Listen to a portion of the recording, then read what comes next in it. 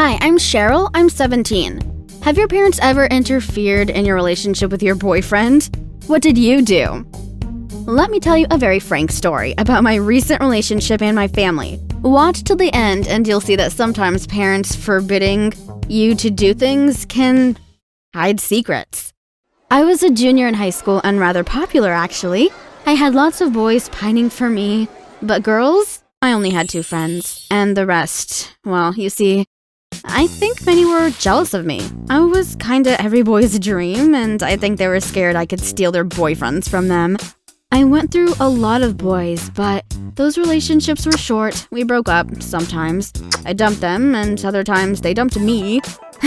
At first, things usually were great, and then there are reasons. I'm kinda not comfortable talking about them because it's about intimacy. All guys wanted more than just romantic walks and kisses, but I said no. I didn't want to take things further. My parents were against doing it. They wanted me to stay a virgin till I was 18. They made sure I was home on time and wouldn't let me sleep over at friends' houses. I didn't want to lie to them because I got along with them really well.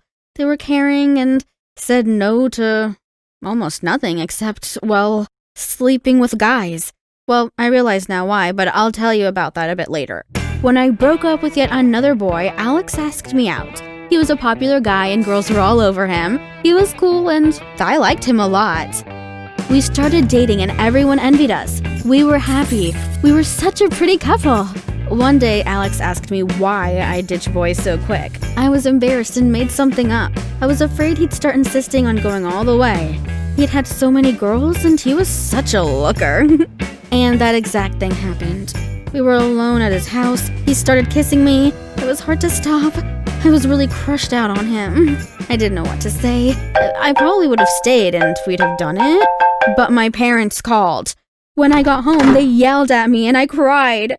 Alex called me after and we had a fight. I tried to explain about my parents, but he decided I was just making up excuses. He was angry and wouldn't believe I hadn't done anything with any of those guys before. And then he texted me that he was breaking up with me. Oh no. No, he was so cool and we had such a great time together. I called and called, trying to convince him that we could work out. I mean, he was the best guy in school and I was prepared to go pretty far. He said he'd give me another chance. I was gonna meet him tonight in a car on the Outlook where lovers usually meet around the town here. He'd wait there and I was ready to do this. You see, I was ready to go that far. I waited for nightfall, made a pillow doll in my bed, put my best underwear on and jeans, and got out of the window. To come nose to nose with my mom. Have you ever been caught red-handed like that? Share in the comments.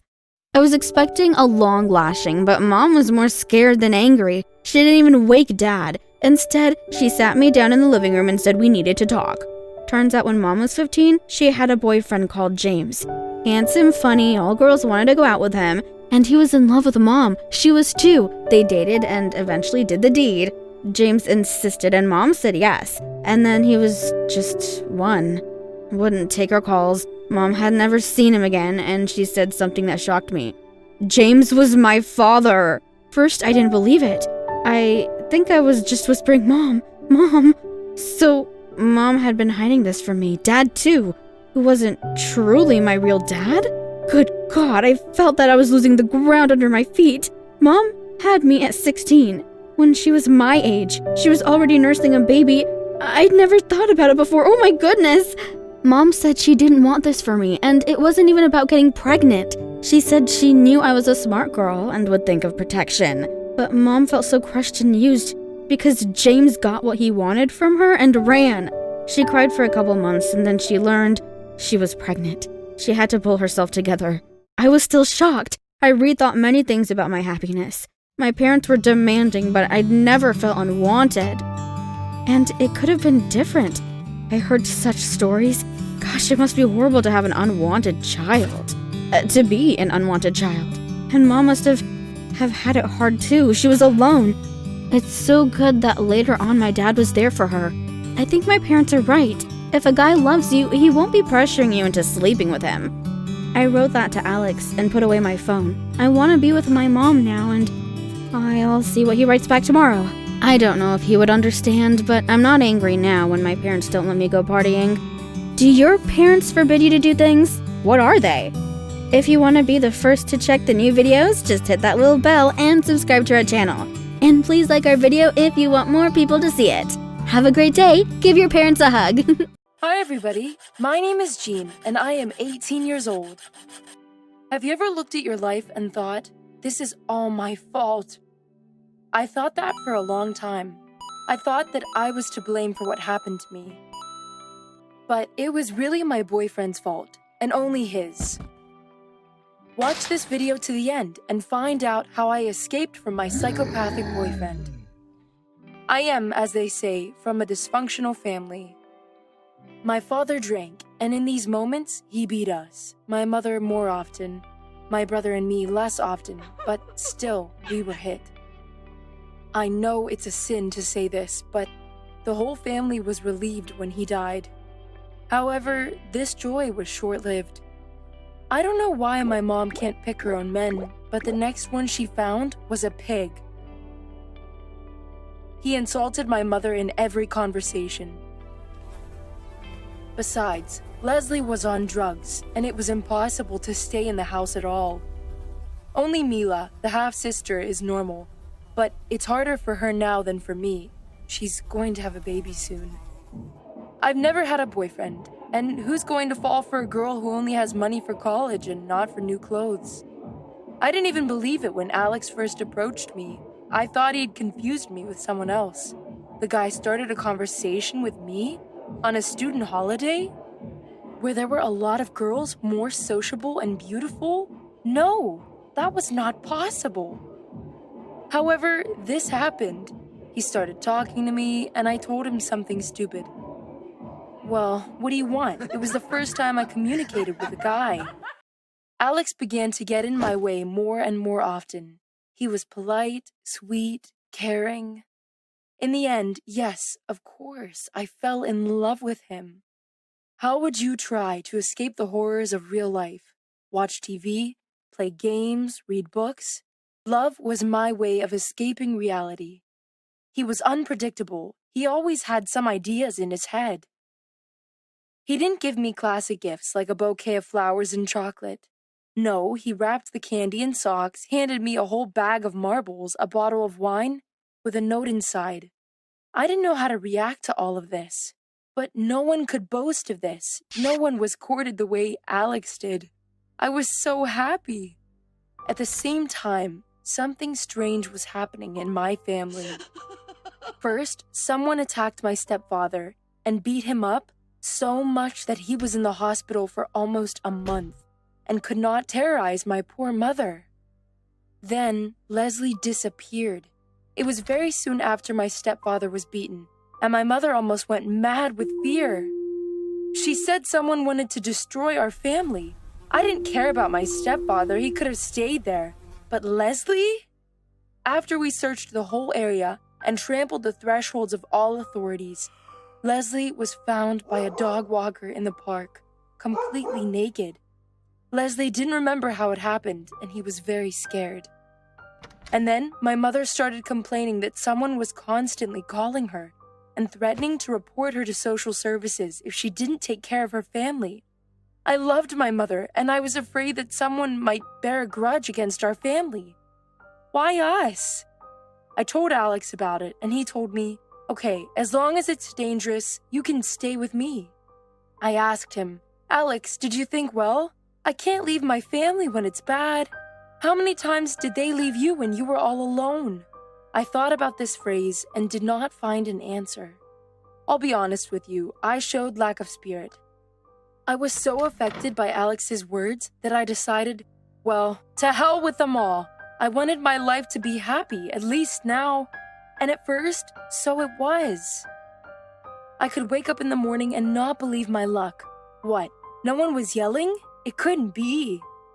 And when Alex was waiting for me at breakfast, which he made himself, I could not believe my eyes at all and doubted the reality of what was happening. Why should I be so happy? What have I done? Well, if you wait for trouble, it's bound to happen. The first bell rang when I accidentally found an earring similar to the one my brother was wearing among the laundry. It was an ear cuff in the shape of a snake with a green eye, a very recognizable thing, and I was surprised when I saw it on Alex's clothes. "Where did you get this?" I asked Alex when he got home. "Probably got caught somewhere," Alex shrugged. I thought it was very strange, but on the other hand, I didn't even think anything bad about Alex.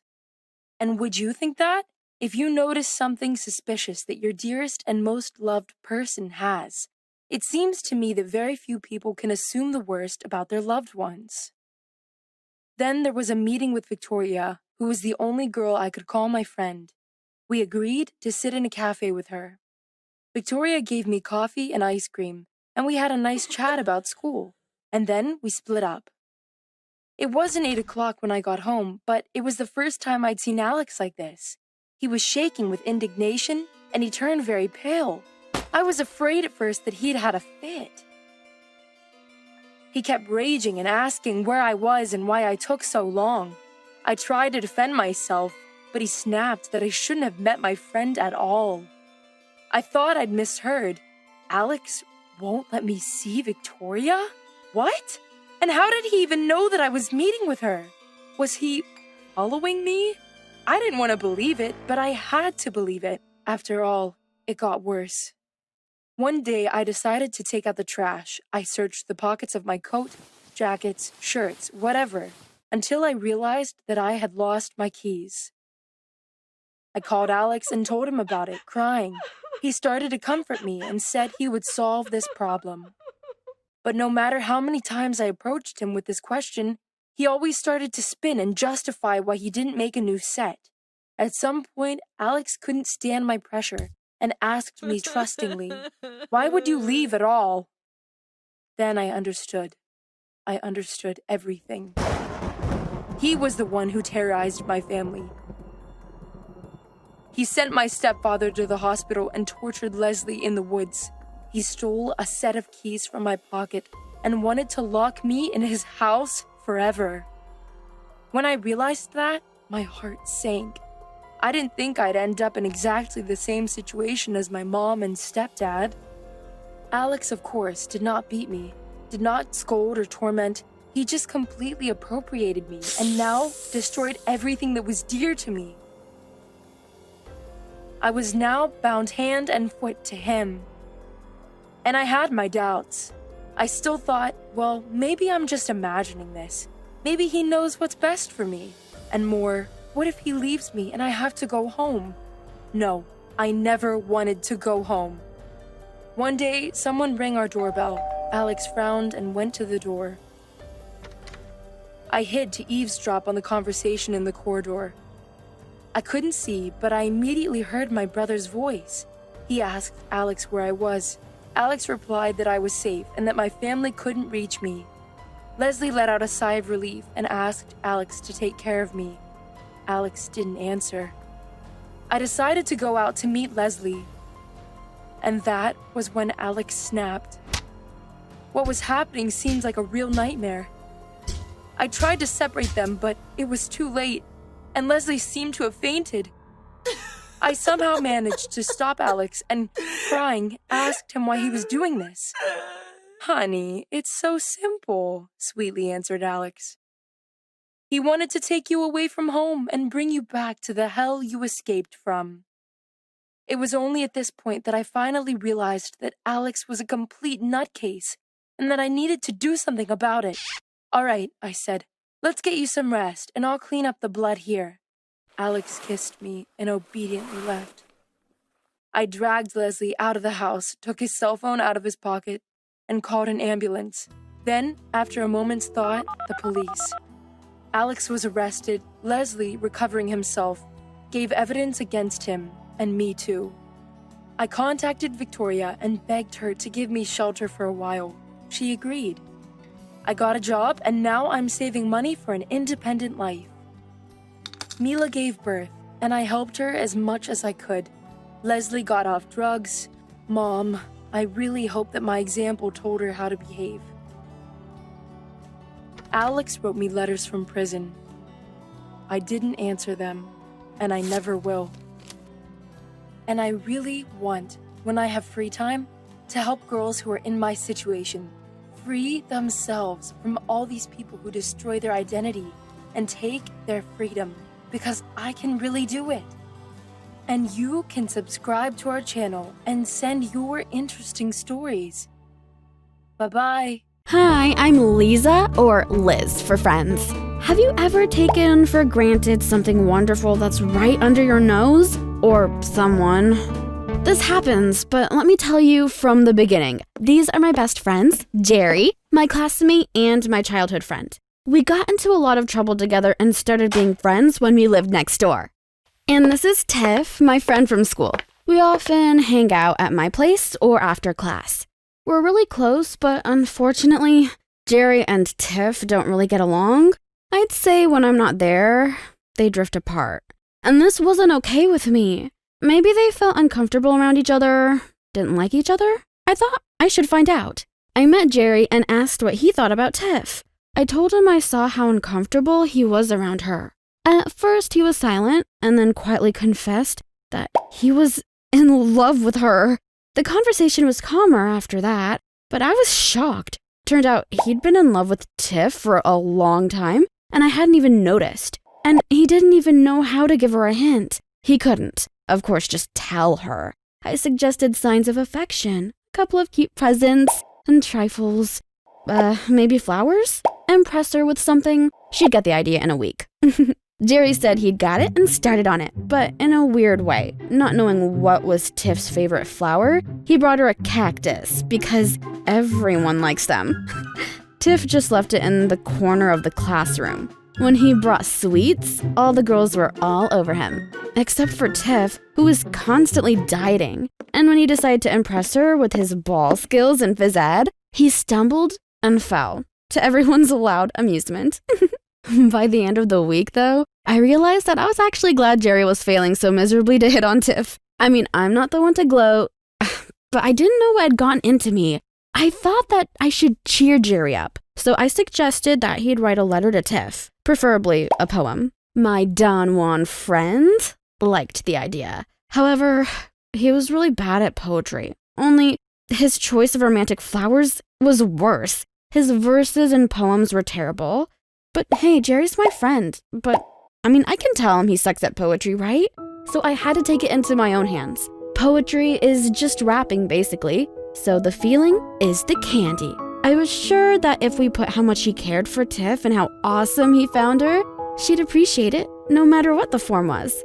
It was easier than I imagined. The lines appeared in my head one after the other. When I thought about Tiff, I thought, how can I make her heart beat any faster? She was beautiful, feminine, she was kind to others, which was an amazing thing about her. When my dog Ralph died last year, she was there for me, a classmate crying on her shoulder. Sometimes, I think only she knows the real me. It took me an evening to write a poem for Tiff, where I put all my feelings in it.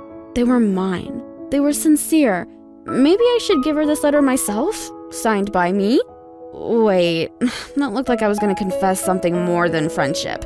But I promised to Jerry. Jerry and I decided to split the poem and send it to Tiff in parts over several days, leaving the signed part last. So at school, Tiff and we sat together, and it wasn't hard to slip the poem parts into her school bag. It all went well. Tiff looked happier, although she didn't share anything with me. Perhaps it was something really personal, something she wouldn't even share with a friend? Would she reciprocate Jerry's feelings? I wanted all the parts of the poem to touch her soul. But at the same moment, I wanted her to say no to Jerry. I was confused. Which side was I even on? Jerry and I eventually agreed I'd give the last part to Tiff personally and talk to her if I had to. So the day had come. I invited Tiff over under the pretense of doing homework together. So I waited for her, just holding the last piece in my hands. And I felt heartache. What if Tiff and Jerry really did get together? They'd be inseparable and I'd become a third wheel.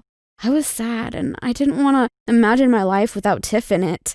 My Tiff, my best friend Tiff. She came at the appointed time and I was still sitting there, kind of scared and nervous, so I handed her the envelope in silence. Tiff sat next to me. She said she'd understood I wrote these poems. There was this heavy silence in the air, kinda awkward, and I turned my face away. Good God, I wanted the ground to just swallow me up at that very moment. I could hear my own heart beating in fear. Tiff told me to just look her in the eye. I was scared, but couldn't ignore the firmness in her voice. When I did, she kissed me. She kissed me, and it wasn't a friendly kiss on the cheek. It was a real kiss on the lips, with all the care and tenderness I knew Tiff for. So it's been a few weeks. Tiff and I are officially dating. I did tell her about the initial Jerry plot when I hadn't yet realized that was what I felt for Tiff too. By the way, about Jerry, it turned out our awkward friend was in love with just about every girl in class. With a bit of tweaking of my poem, he gave it to some girls and he found his happiness too. Friends, I hope that on the February 14th, St. Valentine's Day, all of you have the person to say I love you to. And if you don't, maybe it's someone who's really close by. Maybe this person is much closer than you think. So please subscribe to our channel and press that little bell to know when we post our next video. Please like this video and share it with your friends. Have a great day! Hi, my name is Christy, and I turned 17 this year. Before, I just loved riding a fast bike. But due to a broken bicycle chain during one of these trips, I got a terrible spinal injury and became a hostage to my own body. I remember very well how my life was divided into before and after in an instant.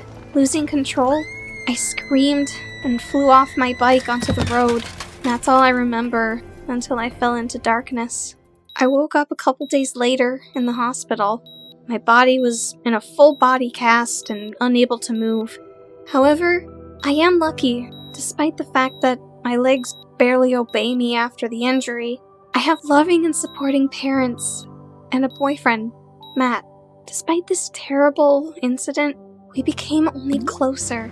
Matt gave me his word that he would never leave me, and we even decided to go to the same university together after high school, so that we would never break up. After undergoing rehabilitation, I remained a disabled person who always walked on crutches, but I was still able to fully attend school. Now my future depended only on a mock test. I waited for the results with excitement. I left half the questions unanswered, and finally, the day came for the test results to be announced. Have you ever failed a very important exam? It was just awful. Apparently, due to a long absence from school, I was not able to prepare for the mock test properly. This meant that there was a chance of falling short on the admission points and letting Matt down. I couldn't let that happen. While dealing with my school problems, Matt became a lacrosse player. At his first match, I sat in the front row and cheered him the loudest. Some guy from middle school started bothering me. He asked, "Why do you need these things? Are you old?" I tried not to pay attention to this upstart and just enjoy the match. But he kept asking, "Do these things grow out of you?" Because I wasn't paying attention to him, he reached for my crutch and snatched it out of my hands. I tried to take it back, but I couldn't help but fall down the bleachers. Everyone turned to look at me and whispered softly, trying to figure out what had happened. Matt interrupted the game and rushed to me, simultaneously taking my crutch from the youngster and publicly scolding him. He shouted that it would be better for him to not come here anymore. As soon as I recovered from the pitch-black darkness, Matt held my head in his lap and squeezed my hand. I looked at him as if he were a real Superman who had saved me from a terrible danger. I didn't want to spend another minute without my hero. While Matt was running for Brilliant Green and bandages to treat my torn knees, I saw the phone he'd left next to me. I would never check his phone, but then the screen lit up and a message from some girl popped up on it. "You're so cool playing lacrosse. Do you want to go for a walk today?" What I saw made me flare up. Had Matt been seeing someone else? Well, why did he need a girlfriend on crutches when there were so many beautiful girls hanging around him? After my boyfriend came back and saw my puzzled face and his phone, he decided to explain that these were just annoying groupies, and I didn't need to worry about it. As we were leaving the game, our mutual friends came up to us and invited us to a party for the first lacrosse game of the year. I used to be a party girl myself, but this time my studies came first. I couldn't let Matt down, which meant I had to prepare brilliantly for the exam. That's why we both declined the offer together, because Matt promised me that he would help with the preparation and our common dream of admissions to come true. But we didn't manage to properly study because someone always distracted us. The endless calls and texts on Matt's phone were driving me nuts. When Matt finally picked up the phone and answered the call, he immediately started packing up. He explained to me that he was still part of the team, so he should be at the party now, and I could handle studying by myself. I was so upset, and I was beginning to wonder if he even wanted to go to the same university together. I blamed myself that because of this failure of the mock test, Matt had given up on me, but that was just the beginning. A couple of weeks later, Matt invited the entire school to his birthday party. Even those annoying groupies came who had been texting him endlessly. But I didn't get any attention from my boyfriend that night. Someone was always hanging around him, congratulating him, giving him gifts, and it was as if I didn't exist to him at all. So I decided to get everyone's attention and wish Matt a happy birthday so everyone could see. I thanked Matt with all my heart for being with me in a difficult moment and not leaving me alone. But it seemed Matt didn't appreciate the effort and interrupted me with a ridiculous joke. It was obvious that he was shy of me. I felt humiliated. Everyone was laughing at me, but Matt didn't save me this time. He just turned away from me toward the guests. I had no choice but to go home in tears and try to erase the evening from my memory. Everything was going downhill, one after the other. First the injury, then the failed test, and now the relationship problems. Not only that, because of my illness, I lost my favorite activity, cycling. Now my boyfriend also began to be shy with me in front of his new friends.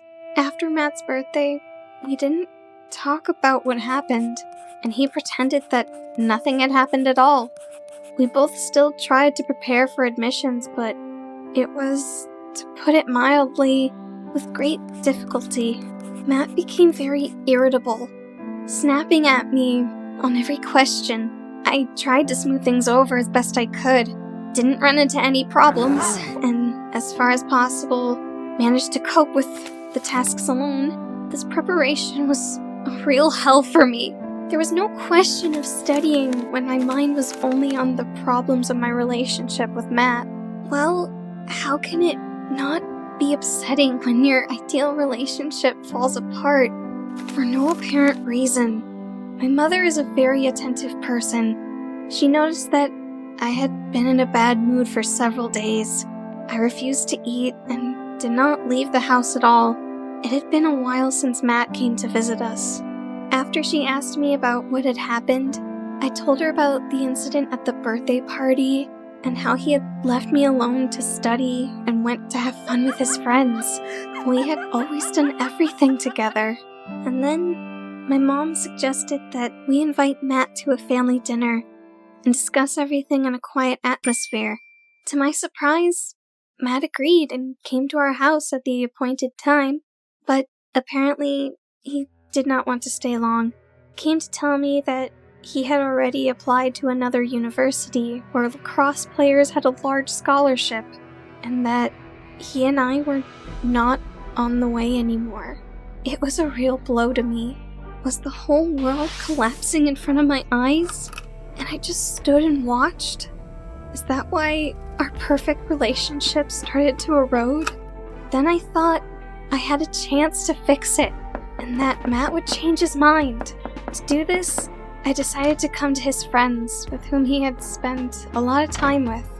Matt was basking in a group of female fans, and when he saw me, he jumped up and started yelling about how he wished I hadn't been there. In a huff, I went out and started down the stairs, but Matt caught my hand on the landing. and confessed that he couldn't see me anymore because of my disability. In 1 second, I lost everything.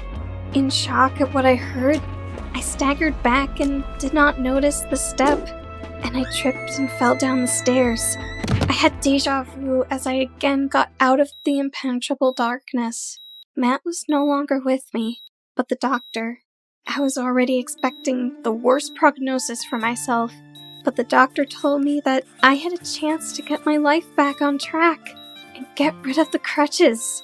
Now I had to choose between my health and going to university. Who I didn't expect to see in the hospital was my boyfriend. Or I should probably say my ex-boyfriend. Matt came into my room with my favorite donuts and told me that he wasn't allowed to study at the university giving the lacrosse scholarship.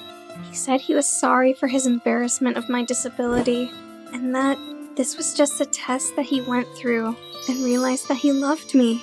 I forgave him. We began to rebuild our relationship and to be together no matter what. What about the university? Matt suggested that we go together next year. Subscribe to the channel so you don't miss any new stories. Hi, I'm Laura, and I'm 18. Tell me, does your boyfriend have habits that piss you off? Watch my story till the end and find out how I got involved with a guy who constantly makes nasty noises. I always had troubles with guys at school. Actually, I've just never had a boyfriend because I had other things to do than chase guys, like going to college. What guys? But I got involved in a stupid bet. My besties made a bet that each of us would come to the next party with a guy, and I agreed just to keep up. It seemed like there was a lot of time before the party, and then there was only a week left. And as before, I had no boyfriend. I took a train to my hometown and felt disheartened. We put money on the bet. The amount wasn't big, but I still didn't want to lose. Okay, what if we imagine for a moment that I backed out of the bet? It was so embarrassing. Was I really so pathetic that I couldn't even find some loser to go on a single date? As luck would have it, a handsome, fit guy with a brilliant smile sat in front of me.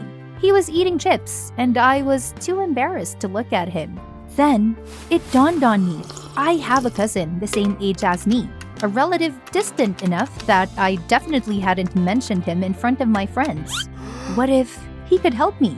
I wrote him a message saying, "Meet me at our place. Hurry up, there is money involved." I mentioned that to be sure that he'd answer. And suddenly, I heard a disgusting sound. It turned out that the guy in front of me finished his chips and suddenly burped. I tried to pretend that I didn't notice that, but he continued to make burp noises, and then he gazed at me. Have you ever received attention from someone totally disgusting? The guy walked over to me. I smiled tightly, moved away, and pretended to have a keen interest in the landscape outside the window, and hoped that he would get the hint. I received the SMS at the same time as the guy burped again. I opened it and groaned out loud. My cousin was out of town for the whole weekend. The vile sounds that the guy was making suddenly began to not seem so vile. I looked at him appraisingly. He smiled in response, clearly deciding that I was flirting. But what should I have done? It was a desperate situation. I started making eyes at him.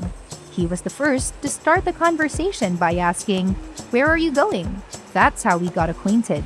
His name was Matt, and apparently being too happy made his disgusting sounds even louder. At the nearest station, I went out to get some air and call Ellie, but Matt followed me. At first, we were even flirting, but Matt could not contain his urge and burped when the guard was passing by.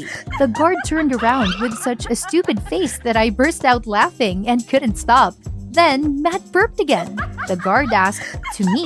I thought we'd better stop, but as luck would have it, I just laughed harder.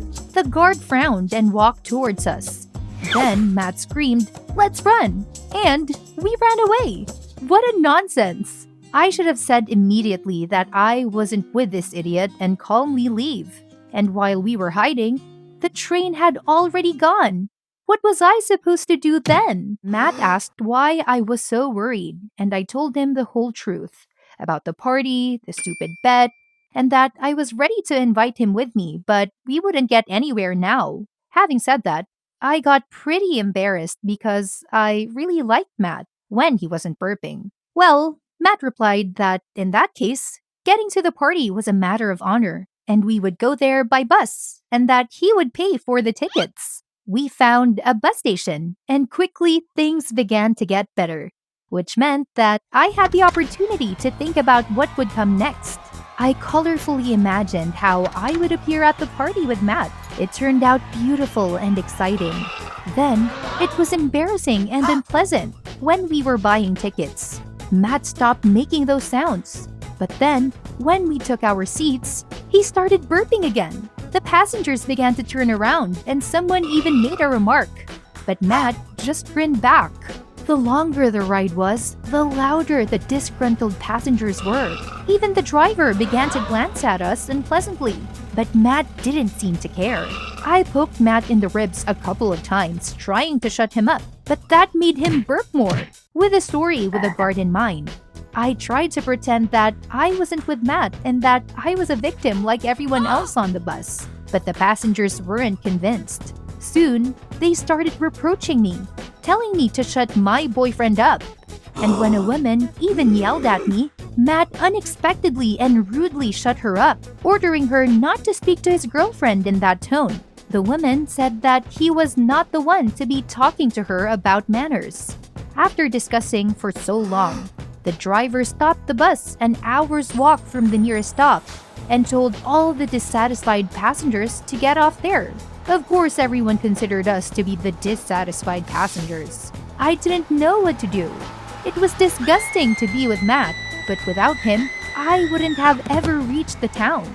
Matt, as if he was not a bit upset, offered to go hitchhiking. He stood by the curb and boldly raised his hand. We caught the first car quickly, but Matt burped a couple of times, and the driver asked us to get out, being afraid that next, Matt would be vomiting in the car. In order not to waste time, we continued the rest of the way on foot. Sometimes Matt would burp again, and every time I didn't know whether I should get angry or burst out laughing. What would you do if you were me? Despite all his disadvantages, Matt was a pretty nice guy.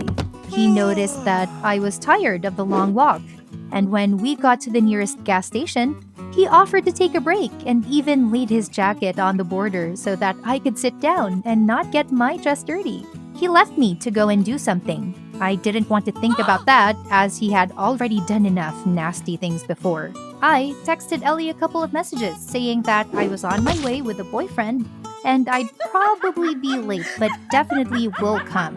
And I thought the situation started to get funny as it turned into a surprise for my friend. Cheered up, I went to look for Matt. Suddenly, I heard his voice. He was standing around the corner. I heard that Matt was talking to someone on the phone. I only heard, "Yeah, she's with me." And literally a second later, Matt hid his phone in a pocket and came towards me. He had a bag of chips with him. So cute. He bought me a snack. But who was he talking to? And about whom? Was that conversation about me? I felt uncomfortable, and that nice guy Matt began to seem suspicious, as if he had come straight from a thriller. What if he deliberately prevented me from getting to the city? Who knew what was in that bag of chips? I asked him if he wanted to split the snack with me, and Matt said he couldn't. On the train, he ate the whole bag of chips. So, I threw away the gift just in case. Fortunately, Matt quickly found a man who was prepared to give us a lift to the city. The old man was very kind, and most importantly, he was almost deaf and didn't even hear Matt's burping, which continued as soon as we sat in the car. And then, having gone through the hell of the countryside highways, we returned to civilization. I couldn't stop thinking about the conversation at the gas station. I thought about trying to throw Matt off on my way, but he stuck to me and even found the road to Ellie's place faster than I figured it out on the city transport map. Nervously, I asked if he had any other plans for the evening, and he confidently replied that he cleared his entire schedule specifically to be my boyfriend today. Well, why not take him with me? If he really was some kind of maniac, I'd better find it out around my friends who would be ready to protect me. But when we entered my friend's house, I stopped being afraid that Matt would drag me into an alley and kill me, and I began to fear that he would burp in front of everyone. And it happened. Matt opened his mouth wide like a whale and made such a strong and disgusting sound that all the guests turned to us. I was ready to sink into the ground or escape back onto the highway or anything. And then Ellie came up to us and loudly slapped Matt on his shoulder. "Your pancreas again, goof?" she asked almost gently. And Matt embarrassedly scratched the back of his head and said, "Yes, I ate a bag of chips before the trip." I froze with an open mouth, and Ellie, laughing, explained that Matt was her cousin, and when she found out that we were going to be on the same train, she deliberately asked him to look after me and maybe to get acquainted so that I wouldn't be embarrassed to show up without a boyfriend. I was about to feel offended, but I remembered that I myself was about to involve my cousin in this, so I said, "Okay." And Matt, chuckling, added that I had an angelic patience and he thought that his burping that suddenly attacked him would scare me away. I replied, "What girl would leave a guy just because of a couple of disgusting sounds?" And then we went to dance. Subscribe to our channel so you don't miss any new videos.